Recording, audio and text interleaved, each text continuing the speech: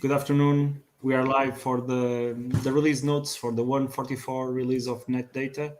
I'm here with Costa, and we'll probably just give a couple of minutes before we start to see if people join. But yeah, we'll be around.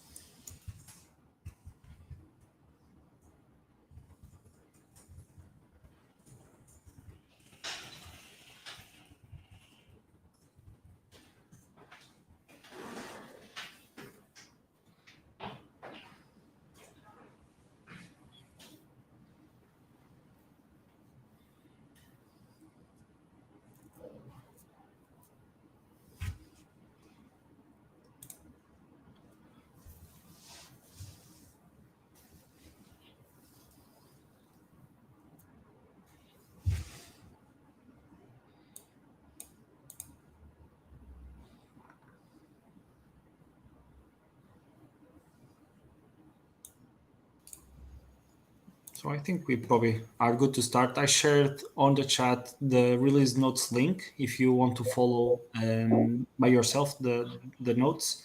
So let me share my screen and we can jump into the content.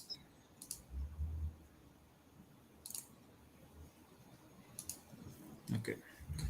So let me just zoom in a bit.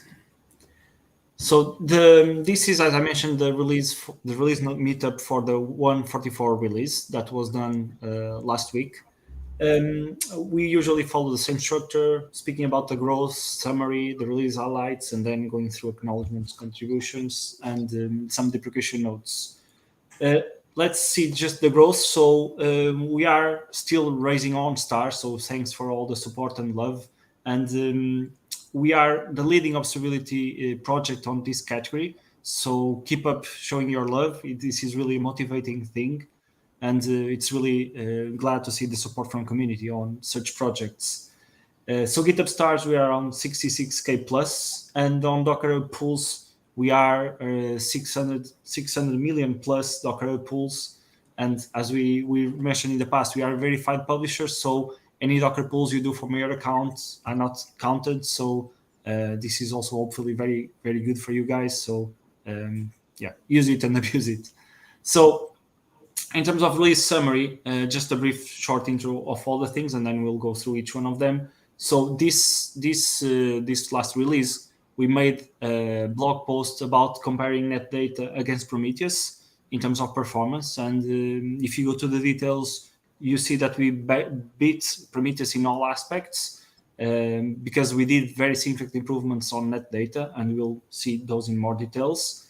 There's still a lot of work being done on Netdata systemd journal and the logs. So now we can handle much more higher quantities with or the log.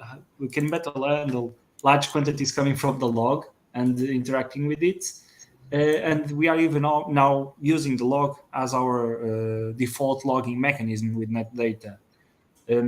We also did part of this work, better version of the log2 journal. So we allow the sending of structured logs to systemd journal. So anybody that wants to use these tools to interact with the systemd journal logs to send your structured logs, it's a helpful tool, and give us any feedback you have on it. And then we are doing more work on Netdata functions to bring more runtime information that will bring you information on the dashboard without you having to switch and SSH to the terminals and try to bring more information to you, basically. So I think we can jump into the highlights. So Costa, you want to speak a bit about this Netdata versus Prometheus? Yes, hello guys. So another Netdata release. I think we are especially for the resource utilization of Netdata, we want Netdata to be as energy efficient as possible. This is crucial. As resource efficient as possible. And it's nice that, you know, we also found out today that the University of, let me find where is this, the University of Amsterdam, I think, they did a research on a few monitoring tools, among them ELK, Netdata, Prometheus, etc., on the resource, on the energy consumption of monitoring tools. They were mainly interested for the, you know, the how efficient it is in terms of energy. And the comment they did is Netdata is the most energy efficient tool, which is amazing. This comes to complement the work that we do, that we want Netdata to be as resource efficient as possible. So between the previous release and now, we realized that we were behind in a couple of things. One was the CPU utilization on very busy patterns, so we were a little bit behind Prometheus. And also on bandwidth consumption. On everything else, we were very good and pretty amazing. But for these two, we were a little bit behind. So we did several changes that are released in this release to actually give a boost to Netdata. So today we are 35% more efficient in terms of CPU utilization compared to Prometheus. We changed the protocol that Netdata communicate between each other. So now they orchestrate part of the job actually with just an ignorable overhead on the children. We managed to eliminate huge processing power on the parents. We need less than half of the memory Prometheus needs. Now, regarding memory, we have also one thing that is experimental in this release, gorilla compression. So gorilla compression is a mechanism developed by Facebook to actually allow people, allow storing data as incremental differences. So you have two values or a series of values, a time series, and instead of storing every value, you go through some calculations and you store the incremental difference between the values on a bit level. So you go bit by bit.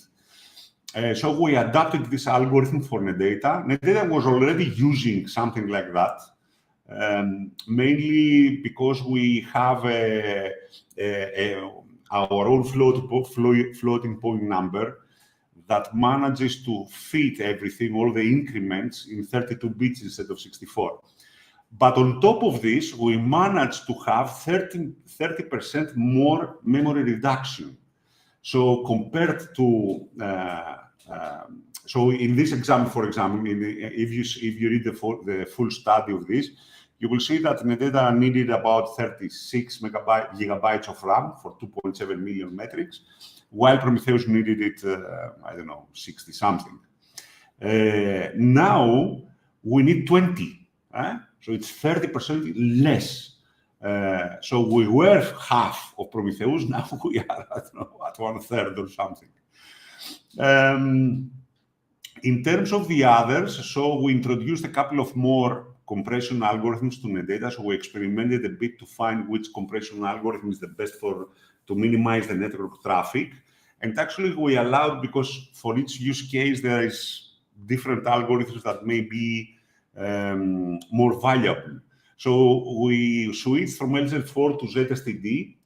This gives the best balance between CPU resources and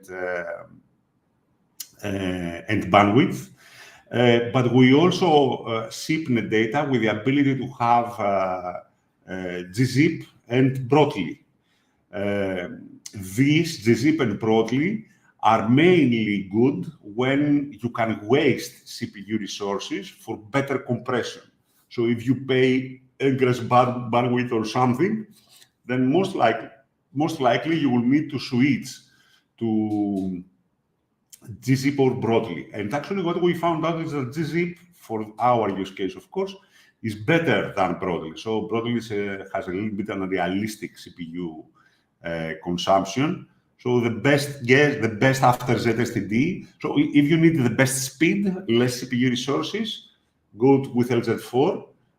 This will make Netdata even more lighter than these results. So the 35% will go down.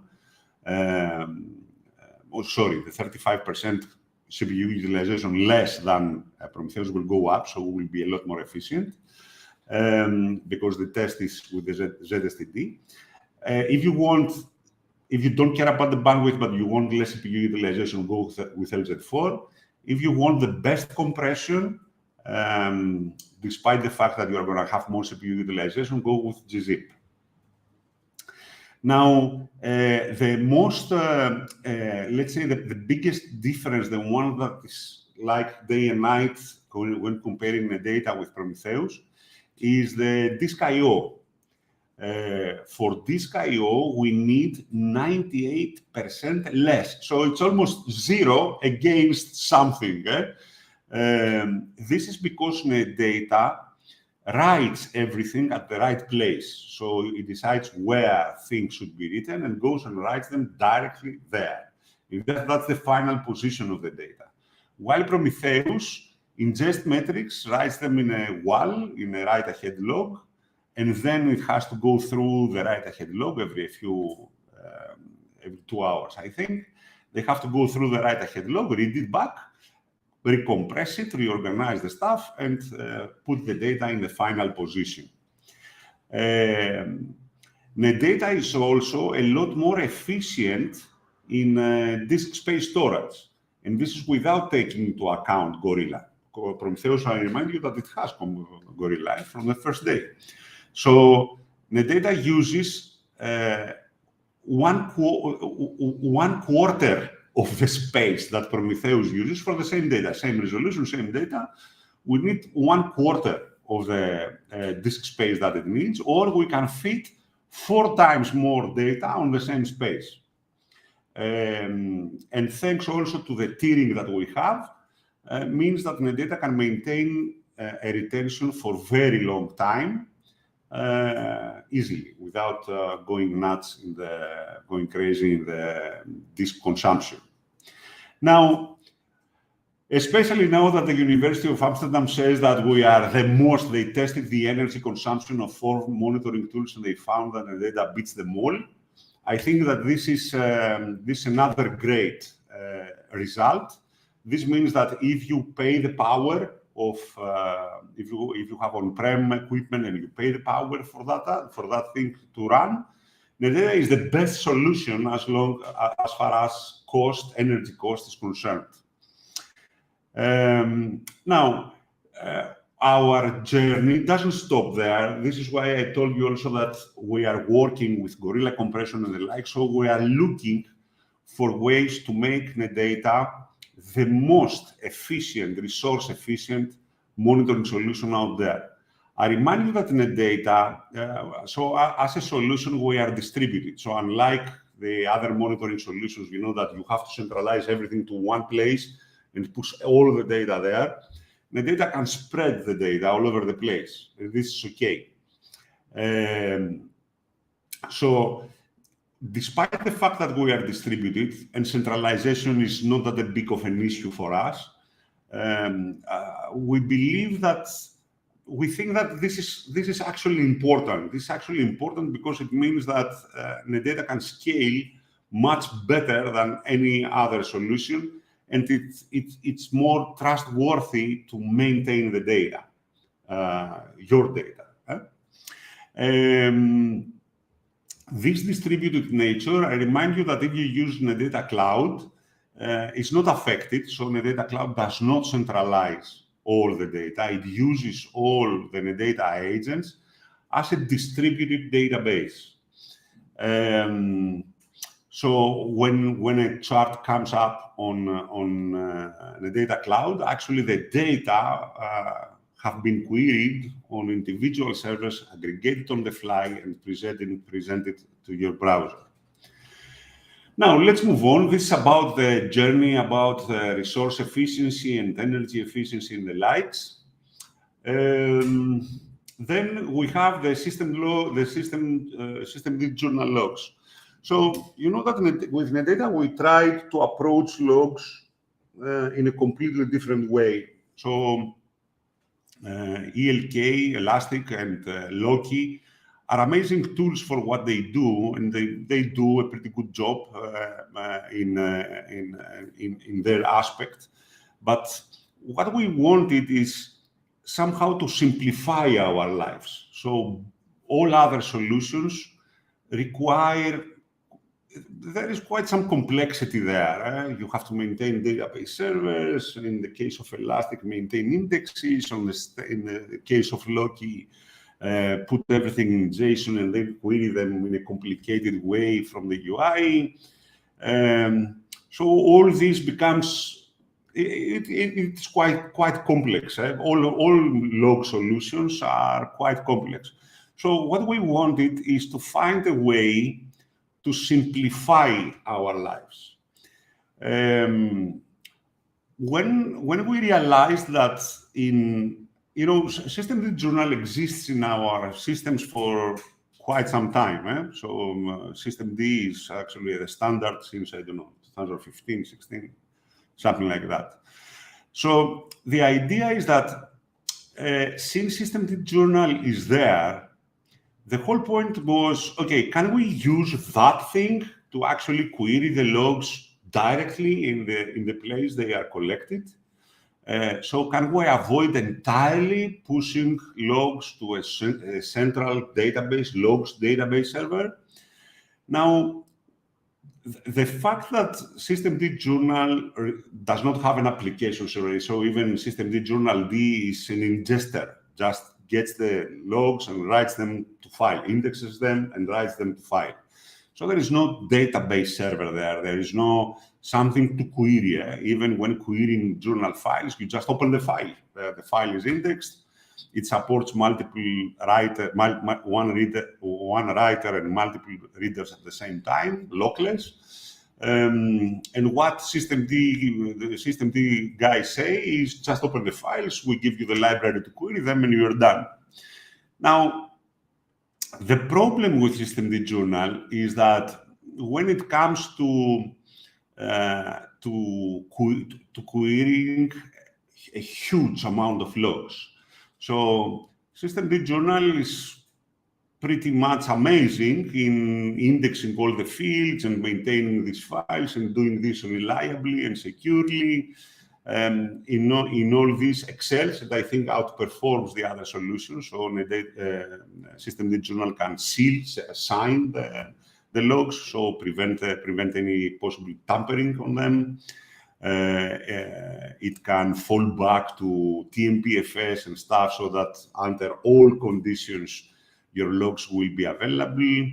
It can even recover as much data as possible when, and in the case files get corrupted. So the key problem is that not the language, but the API that systemd journal has in order to query the logs is very simple. So you say, I want from that time to that time, or I'm interested about this field when this field has this value, and you then traverse all the fields, and for each, traverse all the logs, the log entries, and for each log entry, you traverse all the fields. So it's like two loops, one inside the other. One traverses entries, the other traverses fields per entry. Now, the whole point of this is that if you have millions, this is fast, to tell you the truth, this is very fast. So for, it's a few microseconds if you go for a few thousand log entries, it's nothing. the tricky part comes when you have, in a time frame, let's say in an hour, you have a few million entries, or you want to zoom out to a day, or you want to zoom out to a week. What happens then? If you try to query that stuff, so these two loops, to go through the entire time frame with these two loops, you will end up with a huge amount of time. In this journey, we found several issues that the systemd journal code has. So we submitted some patches to make even journalctl up to 14 times faster. We're doing such big queries. And the guys on systemd journal have picked up the ideas, and now they are working on them to improve systemd journal. Unfortunately, they didn't make it into 255. So they will most likely be in systemd 256. But then, okay, we did this as good as it can be, but still it's very slow. So what do you do? Now, what we found out is that all log solutions, including Loki, including Elasticsearch, including Splunk, they do sampling. So when you have, 100 million logs on a query time frame, 100 million log entries, they don't traverse this, and actually mainly because the filters may be any combination you like, they don't even cache that thing. So what they do is sampling. They sample part of the data, and based on this sampling, they give you an indication of what the whole could be. So we picked up this idea of sampling, and we added to systemd journal the ability to query very big, very intense log systems, log journals, by sampling them. But we approach this a little bit differently. So usually what all the other solutions do, they sample, 1,000 entries or 5,000 entries, something like that. It is at this scale. In a data, we sample always 500,000 entries. And then our goal is to sample 1 million. So if we sample 1 million, then the data response, the plugin response, the UI is usually within less than a second in most of the cases, but up to 2, 3, 4 seconds at most, depending on what is cast from the disk and what is not. Now, since we can be that fast, this is pretty fast. Since we can be that fast, then we set a target to be to query in full, including the fields and the entries and everything, up to 1 million entries. So what the system does behind the scenes is that, as I said, there are journal files. So journal files cover, a few days of data or whatever. Then the plugin will scan, the UI will scan 500,000 entries, all of them. And when it reaches the 500,000 point, it will start predicting how much data, how many entries are still remaining, and start sampling every file. So because the files are distributed across time, this means that you have a very good distribution of the samples across time. Now, for every file, we say, okay, we should read at least 1% of it in order for us to understand what's happening. And when we reach 1%, and we have a good estimation, then and we have exhausted the budget that we allocated for every file, then we estimate the rest. So we give up on the file. We stop the file and give it up. We put some estimation on the chart, and we continue. Now, these estimations and samples, we wanted to be transparent. So we wanted, when you view the dashboard, to have a clear understanding of what is real data, what is sampled data, and what is, unsampled data, and what is estimated data. So if you scroll Hugo a little bit to the chart, you will see this is how it looks. So this is a server that has 10,000 log entries per second. So obviously we are looking at a resolution of every bar is 5 seconds. This white is 50,000 entries per bar. You see that the total is how much? 89 million or 8 million? I don't know. 8 million. Anyway, sorry? 8 million. 9. Almost 9 million entries, yes. So it's 9 million entries, 9 million log entries. The blue color, if you see, is the standard, the info or whatever that is the sample. I don't know why this does. I don't know. But anyway, no, I think it's, anyway. So the blue color is the normal sampling that we do. The same with the info and the notice. Then the other, there is a red and a green. We're going to turn this into gray. So we're waiting for a change on the UI so that the unsampled and the estimated are a little bit gray, not colored like this. And you see that we gave up on most of the entries. We sampled the latest, that is very crucial, and a lot of them. And then we spread the sampling. You see the blue and the red that are spread over time. Because these are the journal files, the individual journal files that we sampled. So this way we managed to speed it up significantly. So queries that are taking under normal conditions, if you do all the work, they take minutes. Now they manage to respond in a few seconds, a few less than 10, 5, 6, 7, something like this.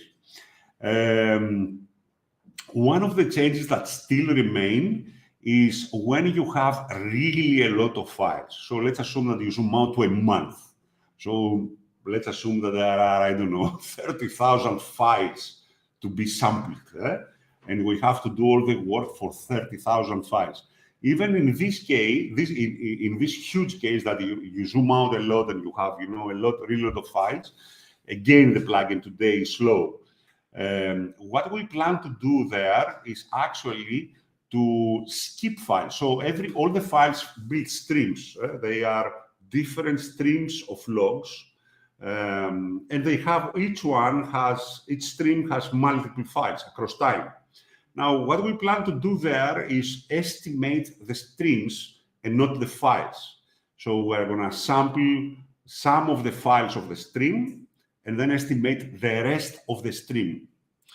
This will allow the plugin to work even in cases where you have, 300 million log entries or 1 billion log entries, because it will not matter. We are just going to sample a few of them, up to 1 million or 2 million entries, and boom, give you an estimated response. Now, I am very happy because this works pretty well so far, and the speed of the plugin is quite acceptable. In many cases, for the amount of work it does, because it still does a lot of work compared to other monitoring other log solutions.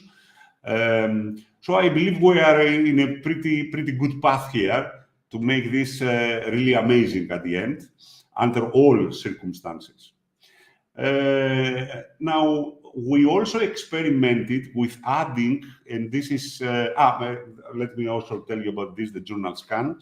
One of the problems that existed in the previous release with companies that have really big journal databases, so they have a log management server where all the journals are aggregated from, hundreds or even thousands of nodes, is that the journal, the plugin needed time to start up. So this was because the directory where the journals are stored, varlog journal remote, gets thousands and thousands and thousands of entries.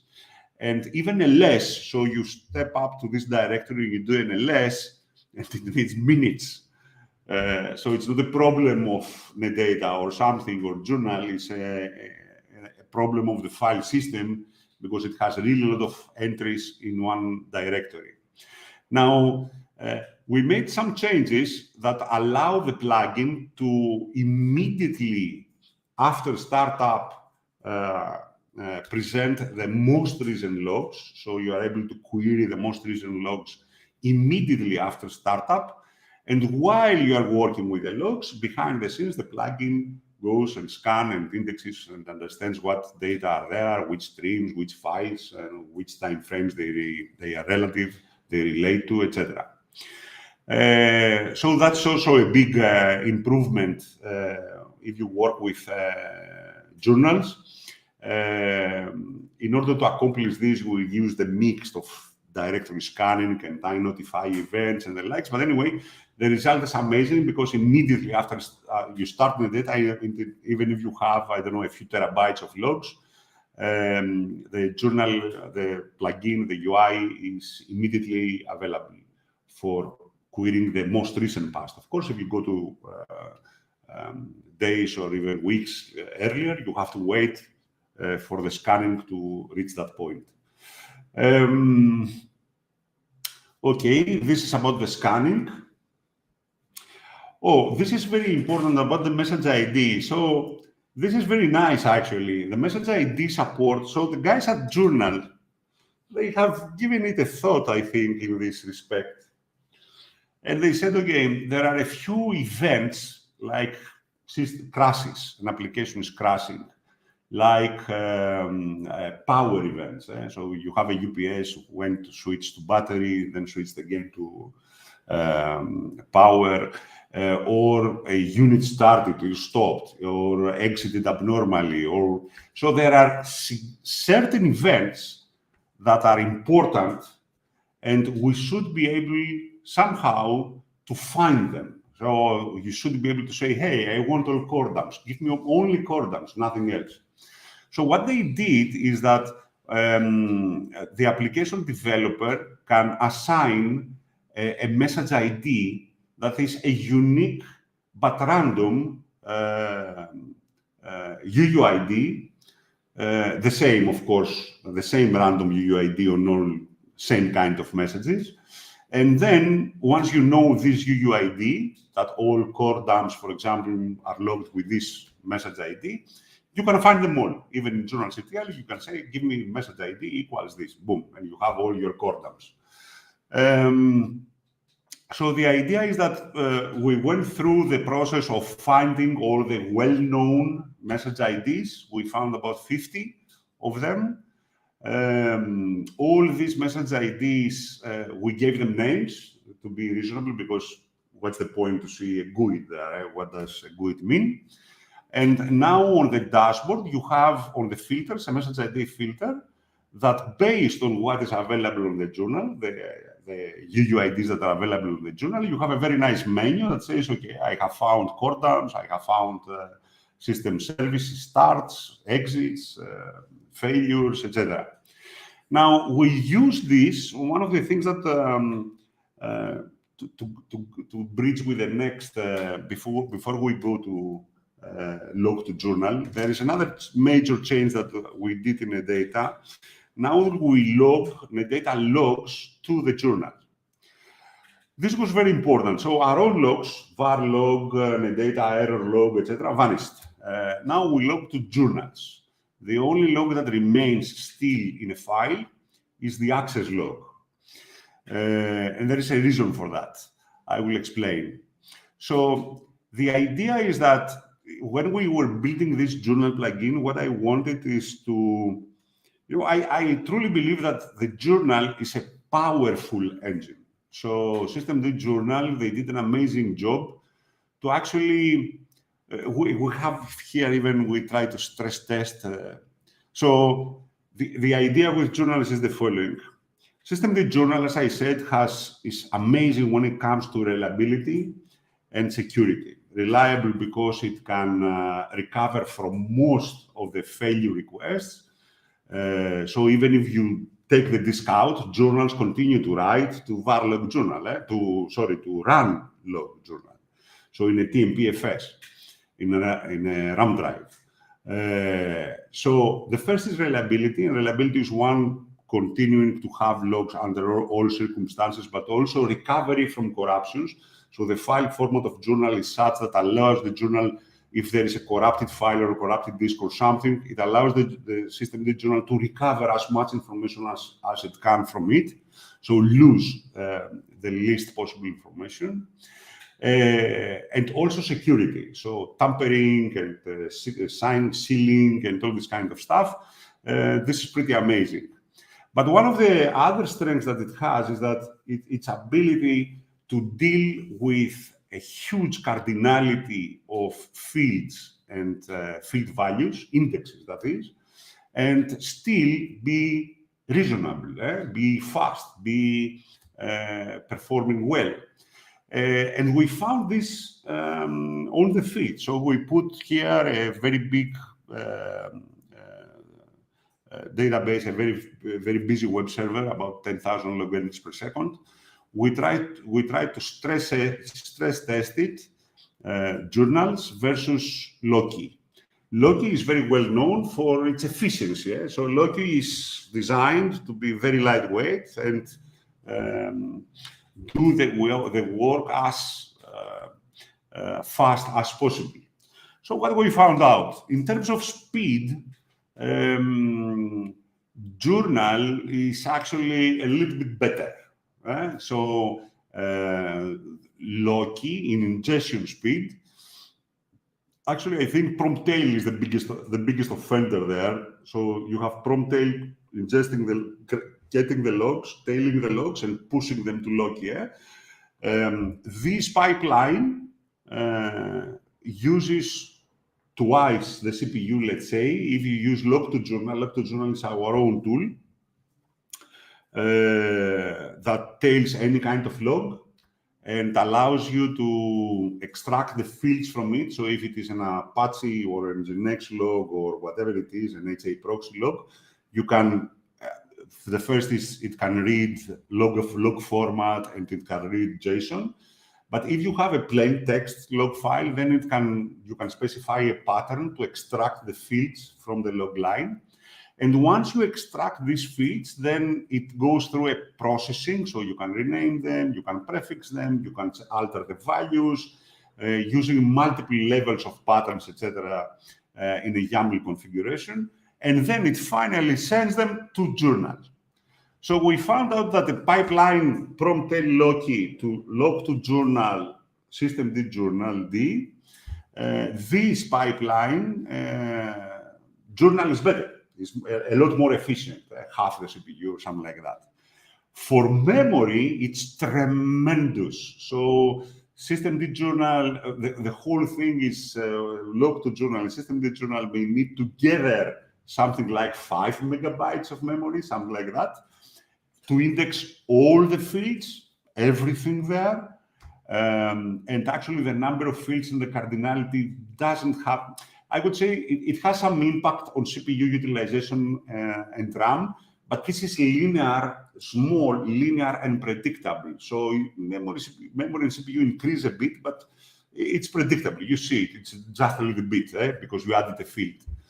To the contrary, if you go to the PromptTail and Loki setup, then the memory you need skyrockets.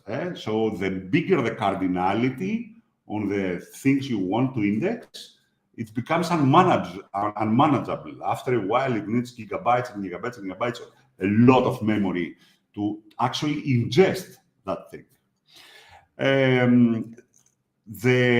So this is the first thing that systemd journal is kind of nice because it can index any cardinality and it doesn't care about, it doesn't have any impact on resource consumption. On the drawback, there are two important things that journals are weaker, let's say. The first is that journals are they don't support compression in systemd journal remote. So the logs, when they travel from node to node, they are uncompressed. Now, for this thing, I think we can manage to build a tool, probably ourselves, so that the logs can be streamed compressed and then sent to journal uncompressed. We are thinking how to overcome this limitation. But compared to Loki, of course, today, systemd journal needs 4 or 5 times more bandwidth. The biggest drawback of systemd journal is the disk footprint.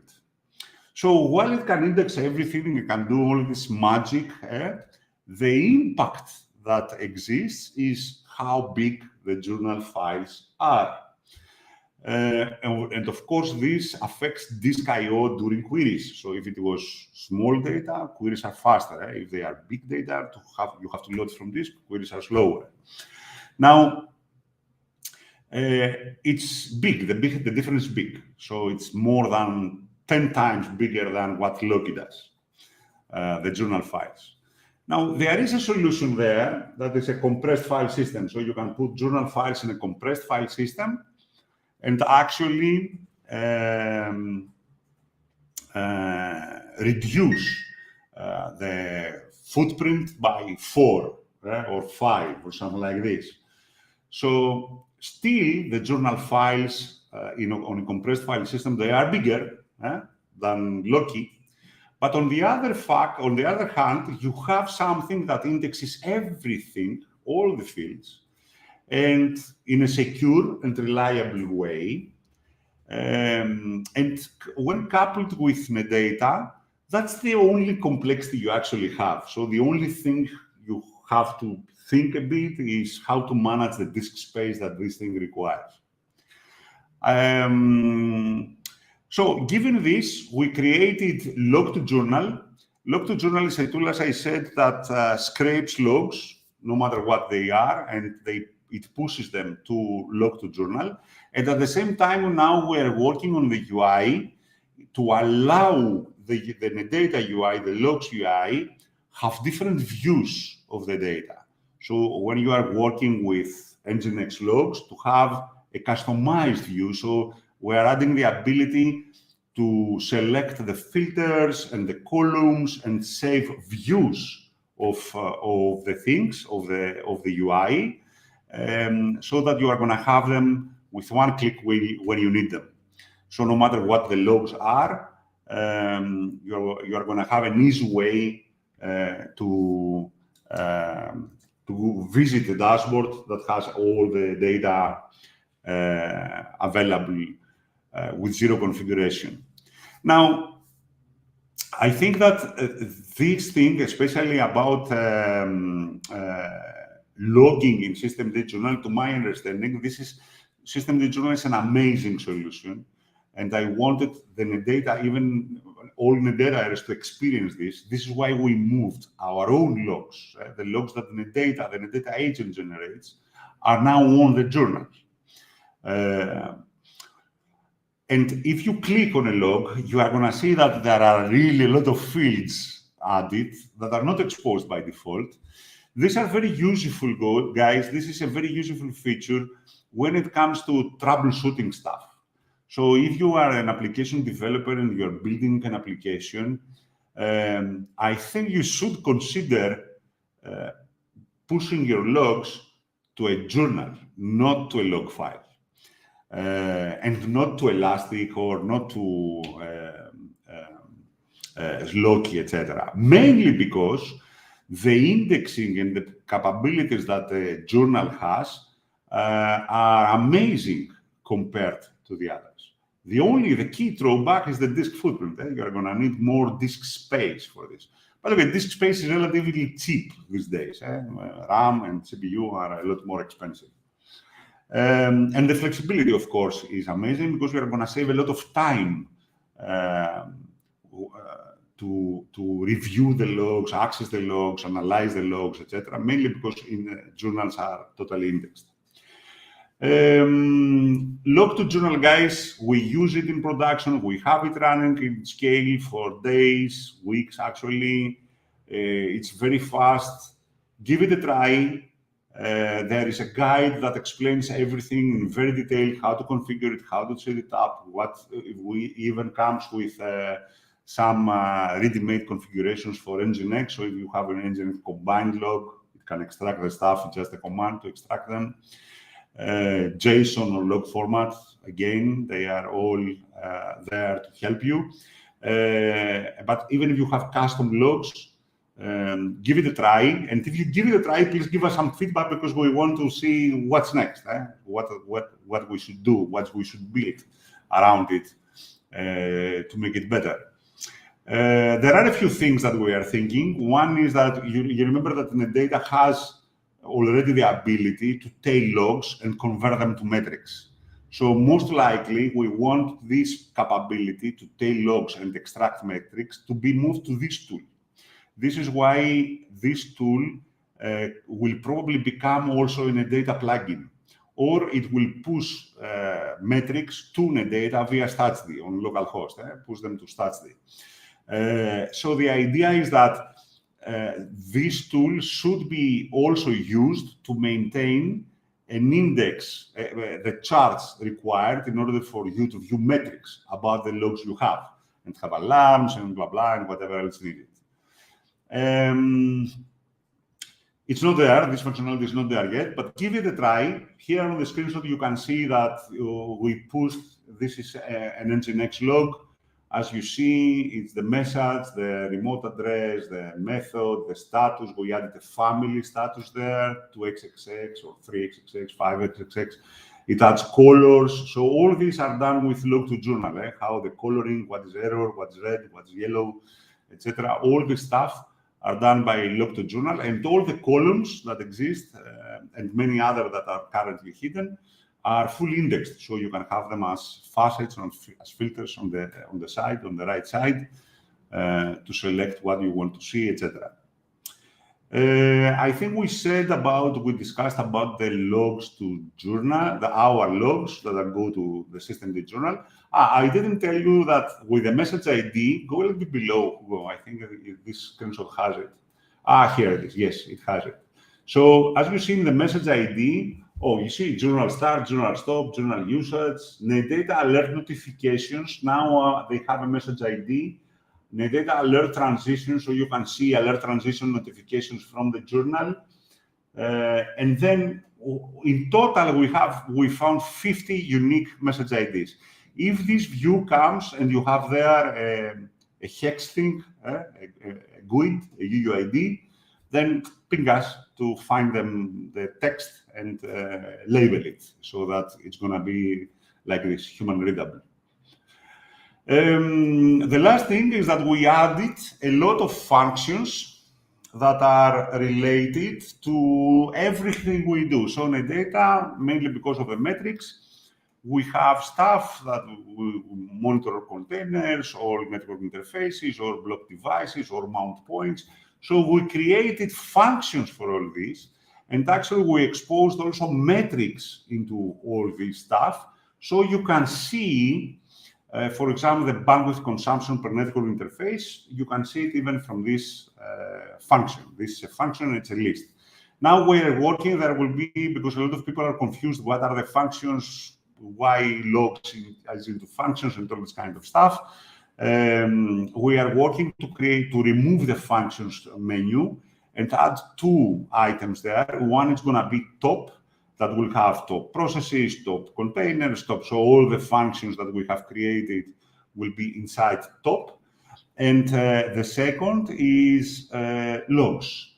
We are also working on the same UI, to port the same UI on Loki and Elastic backend. So we, from within the data, to be able, like to query journal, systemd journal, to query Loki or Elastic. But this is probably not for the next release, guys, because that's a lot of stuff. And we have a lot of things that are we're leaving behind, and we have to be up to our promises in general. So some prioritization is needed. So these are new alert integrations on the data cloud. The goal on the data cloud is eventually to have all integrations that the agent has, so that the cloud can be used for everything. Overall, I think this is a great release. a lot of bugs fixed, a lot of new functionality, a lot of stability improvements that for me are, and I am happy when I see users saying that Netdata is robust, it doesn't crash, it's there, it works pretty nice, and we don't have any surprises with Netdata. This is what we are trying to do, to smooth out any surprises and deal deal with all the different corner cases that may be out there and provide a reliable monitoring solution. That's it. Any questions? I don't know. I think for now on the chat, we are just have some love from some users thanking for the product and saying we are awesome. So thanks for the support. Guys, we also want to have testimonials. So if you use Netdata on your company, in a company for monitoring production systems or whatever you do, please send us testimonials. We also have some gifts that we give for that, and some also lotteries with great prizes. So if you are interested to give us some testimonials on how you use Netdata, please do. We are also interested to know about, as I said, for Log2Journal and all the work that we have done with journals. We are very keen to know if you have special needs or whatever. So we can't try to build a roadmap for this thing. So we would love to have some feedback. And also, it would be very nice if you could somehow, even if you don't want to be part of a testimonial or something,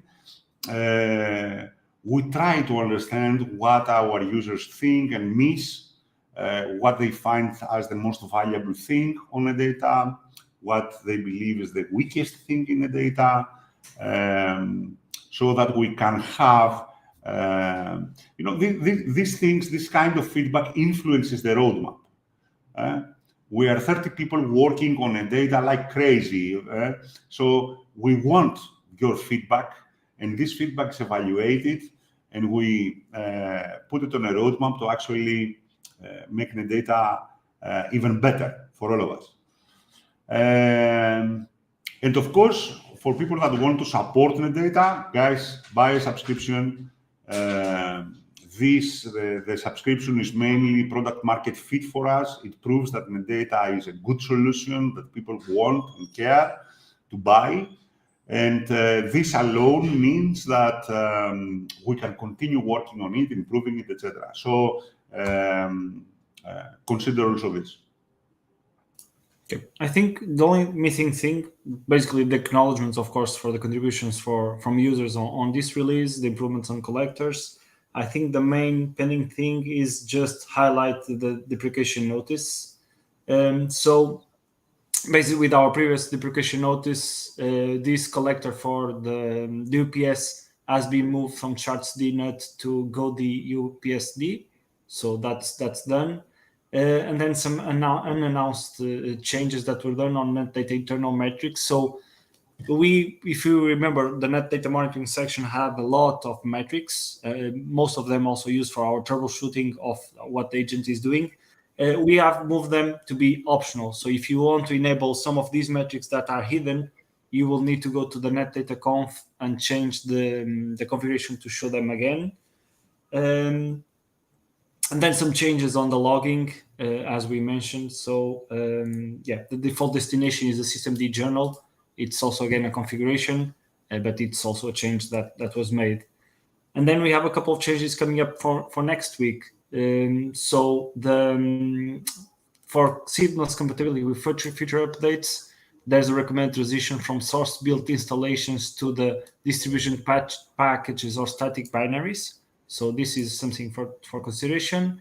The Gorilla compression that Costas has been speaking, it's going to be enabled by default. And then there's the removal of some exporters on the next release, and users can get more details on the exporting documentation.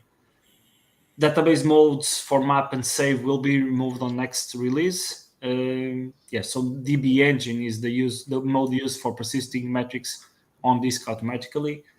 And then some per core metrics will be disabled by default to reduce the data volume. So we are taking steps to reduce the number of metrics by default that most people probably don't need. So this is also something towards that. And then they can be enabled on the configurations as usual. And then to optimize system performance, several eBPF plugin modules will be disabled by default. So these models bring valuable insights, but they are not always needed for you to be seeing these details on spot. So some of them will also be exposed on functions and run by demand with some limited amount of time considered for them. So this is just some mention to that. So further improvements on by default configurations and things running. So this is going to be for the next release deprecation stuff. And I think that's it. So just checking finally if there's any other question popping up on the chat. It seems so far nothing else. Okay, so probably we can wrap up this release meetup. Thank you all. Thanks, Costa, for the detailed guide through, and see you on the next one. Hi, guys. Bye.